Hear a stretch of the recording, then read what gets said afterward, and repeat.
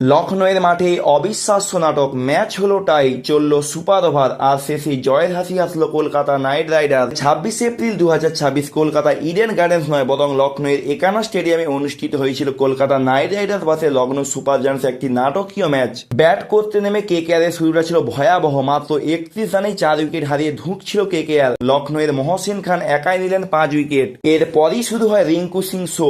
মাত্র 51 বলে 83 রানে এক বিস্ফোরক ইনিংস খেলেন তিনি।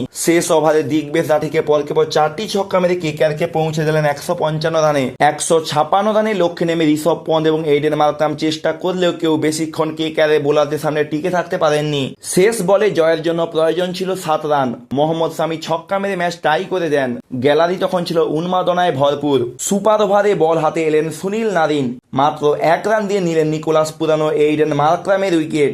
2 রানে লক্ষ্য তাড়া করতে নেমে প্রথম বলেই 4 মেরে কেকেআরকে এক দুর্দান্ত জয় এনে দিলেন সেই রিঙ্কু সিং। এই ম্যাচে ম্যান অব দ্য ম্যাচ হিসাবে নির্বাচিত হয়েছে রিঙ্কু সিং মূল্যবান 83 রান করার জন্য এবং 5টি গুরুত্বপূর্ণ ক্যাচ ধরার জন্য।